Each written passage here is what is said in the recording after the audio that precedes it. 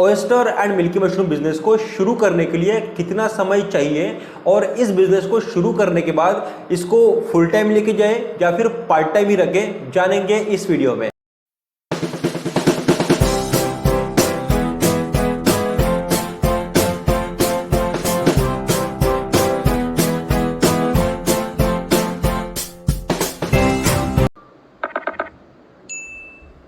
जो भी नया बंदा oyster and milky mushroom business को शुरू करने के बारे में सोचता है तो उसको यह भी सोचना होता है कि oyster and milky mushroom business को शुरू करने के बाद उसको उसमें कितना टाइम देना पड़ेगा, हर रोज कितना टाइम देना पड़ेगा। एट द सेम टाइम उसको बाद में इस चीज की भी थोड़ी सी नॉलेज होनी चाहिए कि जब मैं शुरुआत करूंगा कितने दिन तक इसको मैं ट्रायल लूंगा, उसके बाद कितने दिन तक इसको मैं पार्ट टाइम रखूंगा और कितने दिनों बाद इसको मैं फुल टाइम लेके जाऊंगा, या फिर किस बेसिस पे मैं इसको पार्ट टाइम से फुल टाइम लेके जा सकता हूं। यह चीज समझना इसलिए बेहद जरूरी है क्योंकि जितने भी लोग हमारे एटलीस्ट भारत में oyster and milky mushroom business को शुरुआत करते हैं, शुरुआत करने के बाद 95% पीपल उसके बिजनेस को बंद कर देते हैं। सिर्फ लगभग 4-5% ही लोग इस बिजनेस को कंटिन्यू कर पाते हैं। इसके पीछे का कारण दो है कि बहुत सारे लोग इस बिजनेस का ट्रायल लेते हैं, कल्टीवेशन आसानी से हो जाता है, पहला क्रॉप आ जाता है और पहले 10-20-30 बैग का ट्रायल लेने के बाद वो डायरेक्ट 1000 बैग लगाने के बारे में सोचते हैं। थोड़े से इन्वेस्टमेंट करते हैं, पहला ट्रायल सक्सेसफुल हो जाता है, देन इन्वेस्टमेंट बहुत बड़ी करने के बारे में सोचते हैं क्योंकि उनको रातों रात सक्सेसफुल होना है, लाखों करोड़ों इस बिजनेस से कमाने हैं उनको। तो इसीलिए इसको फुल टाइम कब लेके जाना है ये भी हम डिस्कस कर लेते हैं। सबसे पहले हम यह समझ लेते हैं कि अगर आप oyster and milky mushroom business में आते हो तो आपको कितना टाइम देना पड़ेगा या फिर कितना टाइम आपके पास होगा तो आप इस बिजनेस को शुरुआत कर सकते हो और कंटिन्यू भी कर सकते हो। अभी ये चीजें आपको समझने के लिए अभी तक हमने इस सीरीज में ओयस्टर एंड मिल्की मशरूम का इंट्रोडक्शन, उसके बाद इसकी ट्रायल इन्वेस्टमेंट, उसके बाद कमर्शियल जाने से पहले जो भी जरूरी चीजें वो आपको हमने बताई, उसके बाद कमर्शियल इन्वेस्टमेंट और उसमें से कितना प्रॉफिट एक्सपेक्ट कर सकते हो, और उसके बाद हमने सभी रिक्वायरमेंट्स और भूसे के बारे में और स्पॉन के बारे में डिस्कशन किया है।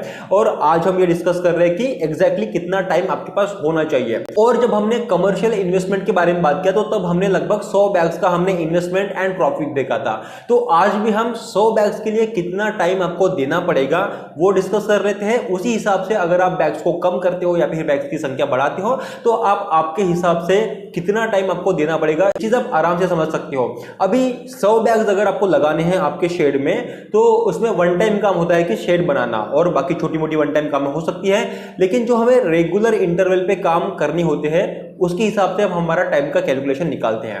अभी हमें 100 बैग्स लगाने के लिए कौन से काम करने होते हैं? सबसे पहली चीज हमें भूसे का स्टरलाइजेशन करना होता है और बेड फिलिंग करनी होती है। उसके बाद उसकी हर रोज की ऑब्जर्वेशन करनी होती है, वाटर स्प्रे करना होता है। अगर मशरूम निकलना शुरू हो जाए तो मशरूम को हार्वेस्ट करना होता है, उसको साफ करना होता है, उसकी पैकेजिंग करनी पड़ती है और पैकेजिंग करके उनको मार्केट में प्लेस करना पड़ता है। ये काम ऑलमोस्ट हमें हर दिन करने पड़ सकते हैं। अब हम 100 बैग का कैलकुलेशन निकाल रहे हैं तो इसमें अभी इन कामों को कितना टाइम देना पड़ेगा। अभी अगर आप 100 बैग हर महीने लगा रहे हो तो आपके काम का शेड्यूल आप इस तरीके से बना सकते हो। एक महीने में लगभग 4 संडे होते हैं, आप समझो। इसमें मैं ये कंसीडर करके चल रहा हूं आपका या तो कोई बिजनेस है या फिर आप कोई जॉब करते हो और आपका मेन अर्निंग सोर्स कुछ अलग है, ये मैं समझ के चल रहा हूं। या फिर अगर आप स्टूडेंट भी हो तो स्टूडेंट लाइफ में भी आप मंडे टू सैटरडे आप कॉलेज जाते हो और संडे का टाइम आपके पास फुल टाइम होता है जो आप इस बिजनेस में दे सकते हो। तो 100 बैग हर महीने लगाने के लिए आपको क्या करना है? 4 संडे होते हैं, एक संडे को आप 30 बैग लगा लो, दूसरे संडे को आप 30 बैग लगा लो और तीसरे संडे को आप 40 बैग लगा लो। यानी कि 3 संडे में आपके 100 बैग्स बना के कंप्लीट हो जाएंगे। क्यों? एक संडे में खाली इसलिए रख रहा हूं क्योंकि कभी कोई इमरजेंसी काम आ सकता है या फिर आपको एक दिन रेस्ट करना भी जरूरी है। आप पूरे महीना भर आप काम नहीं कर सकते हो, एक आध दिन रेस्ट बहुत जरूरी है, इसलिए आप 3 संडे में आपके 100 बैग्स भर लो। अभी 100 बैग्स भरने का जो टाइमिंग है कितना लगेगा ये इस चीज पे भी निर्भर करता है कि आप ऑर्गेनिक स्टरलाइजेशन कर रहे हो या फिर केमिकल स्टरलाइजेशन कर रहे हो। अगर आप ऑर्गेनिक स्टरलाइजेशन कर रहे हो तो आप आराम से ऑर्गेनिक स्टरलाइजेशन करके बॉइलिंग मेथड यूज करके आराम से एक बंदा एक दिन में 30 बैग्स आराम से भर सकता है। और अगर आप केमिकल स्टरलाइजेशन यूज कर रहे हो तो सैटरडे के शाम को आप केमिकल स्टरलाइजेशन के लिए आप आपके भूसे को केमिकल्स में भिगोने के लिए रख दो और उसके अगले दिन आप आराम से 30 बैग बहुत ही इजीली कन्वीनियंटली भर सकते हो। तो आपको 3 संडे पूरे 3 दिन काम करना पड़ेगा 100 बैग्स भरने के लिए। और उसके बाद क्या काम रहते हैं, उसके बाद हमें ऑब्जर्वेशन करना पड़ता है, एट द सेम टाइम हमें वाटर स्प्रे करना पड़ता है। अभी वो सीजन के अनुसार कितना टाइम हमें वाटर स्प्रे करना पड़ेगा ये वेरी होते रहता है, चेंज होते रहता है, लेकिन फिर भी आपको लगभग कम से कम 2-3-4 टाइम आपको वाटर स्प्रे आपके शेड पे करना पड़ेगा ही पड़ेगा। उसके साथ साथ अगर मशरूम निकल रहा है तो आपको सुबह सुबह हार्वेस्टिंग करनी पड़ेगी। हार्वेस्टिंग करने के बाद उसको साफ करना पड़ेगा, उसको पैकेजिंग करनी पड़ेगी और मार्केट में प्लेस करना पड़ेगा। तो हमने देखा कि बेड फिलिंग के लिए हमने 3 संडे दिए और 3 दिन 3 संडे, एक संडे आप आराम कर रहे हो या फिर आपका कोई इमरजेंसी काम कर रहे हो, और बाकी के जो हर रोज के काम है water spray, observation, harvesting, tacking, cleaning and market में प्लेस करना, इनको आपको डेली के 2 से 3 घंटे देने पड़ेंगे। अभी ये हो सकता है कि आप जैसे ही सुबह उठ गए, आपने हार्वेस्टिंग कर ली, साफ कर लिया, वाटर स्प्रे कर लिया, पैकेजिंग कर ली और आप ऑफिस जाते समय या फिर कॉलेज जाते समय आपने इसको मार्केट में प्लेस कर लिया और आपका पूरा ऑफिस या फिर कॉलेज हो गया, और वापस आते समय जो बिक गया वो बिक गया, पैसे ले लिया, और जो नहीं बिक गया वो अपने वापस ले आए। तो इस तरीके का भी आपका शेड्यूल रह सकता है। या फिर अगर आपके फैमिली में कोई भी हो सकता है, आपके हस्बैंड वाइफ हो सकते हैं, भाई बहन हो सकते हैं, मम्मी पापा हो सकते हैं, जो भी आपके फैमिली में है उनको भी थोड़ा सा काम आप बटोर सकते हो ताकि आपको थोड़ा सा काम, आपका काम थोड़ा सा कम हो जाए। आपको मार्केटिंग भी करनी पड़ेगी और बाकी जो ब्रांडिंग के काम होते हैं उस पर भी आपको थोड़ा बहुत फोकस करना पड़ेगा। तो दोपहर को जब आप नहीं रहोगे तब किसी ने थोड़ा सा जाके शेड में देख लिया, सब कुछ सही है नहीं है, वाटर स्प्रे कर लिया 1-2 बार, तो आपका काम आसान हो सकता है। क्लीनिंग में थोड़ा सा टाइम लगता है तो क्लीनिंग में आपको मदद हो सकती है, और साथ ही साथ पैकेजिंग में आपको मदद हो सकती है। कभी कभी आप अगर किसी गांव चले गए तो कोई आपके घर में पूरे काम करने के लिए, मार्केट में आपका मशरूम रखने के लिए, उसको ड्राई करने के लिए, अगर जब नहीं बेचा गया तो उसको ड्राई करने के लिए भी आपके साथ अगर आपके घर वाले आपका हाथ बटोरे तो ये काम बहुत ही आसान हो सकता है और पूरी फैमिली बिजनेस की तरह ऑपरेट करो। अभी 1 महीने में आप 100 बैग लगा रहे हो, अगर आप 1 महीने में 100 बैग लगा रहे हो तो आपको हर महीने 100 किलो फ्रेश रोस्टेड मशरूम निकलेगा। अभी उसमें से कुछ फ्रेश मशरूम बेचा जाएगा, अगर बहुत अच्छे तरीके से आपने मार्केटिंग करी है, आपकी सेलिंग सही तरीके से हो रही है, अवेयरनेस काफी अच्छा है, सही लोगों को टारगेट किया है, तो आपका काफी फ्रेश मशरूम बेचा जा सकता है और कुछ आपका ड्राई बचेगा। अगर आपने कुछ भी फ्रेश मशरूम नहीं बेचा तो आपके पास लगभग हर महीने 10 किलो ड्राई रोस्टेड मशरूम आपके पास बचेगा, यानी कि 100 किलो फ्रेश मशरूम को जब आप ड्राई करोगे तो 10 किलो आपके पास ड्राई मशरूम बचेगा। अभी इस ड्राई मशरूम को आप लगभग एक साथ बल्क में भी किसी को बेच सकते हो, अगर आपके पास कॉन्टैक्ट है इस तरीके से, या फिर आप हमें भी कॉन्टैक्ट कर सकते हो। तो ड्राई मशरूम को आप एक साथ बल्क में बेच सकते हो या फिर फ्रेश मशरूम भी आप आपके मार्केट में बेच सकते हो। अभी आपको जो एक्सपीरियंस आएगा ना इसका, ये 100 बैग वाला ट्रायल आपको कम से कम 3 साल करना है, कंटिन्यूअस 3 साल तक इसको कंसिस्टेंटली करना है। कुछ फ्रेश बच जाएगा, कुछ ड्राई बचेगा, ड्राई भी आप रिटेल में बेच सकते हो या फिर किसी को बल्क में भी बेच सकते हो। तो इस तरीके से आपको आपके बिजनेस को कंटिन्यूअसली 3 साल तक रखना पड़ेगा।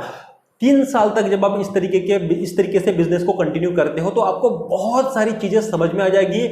आपके एरिया के लोगों को पता चल जाएगा कि इनके यहाँ regular fresh roasted mushroom, dry mushroom, अगर आप कुछ प्रोडक्ट भी बनाते हो तो प्रोडक्ट भी मिलते हैं, ये बहुत सारे लोगों को पता चल जाएगा। और सबसे ज्यादा आपको फोकस करना पड़ेगा मार्केटिंग पे, जिससे अवेयरनेस बढ़ेगा और जिससे सेलिंग का रिस्पॉन्स आएगा, या फिर आप बल्क में बेच सकते हो।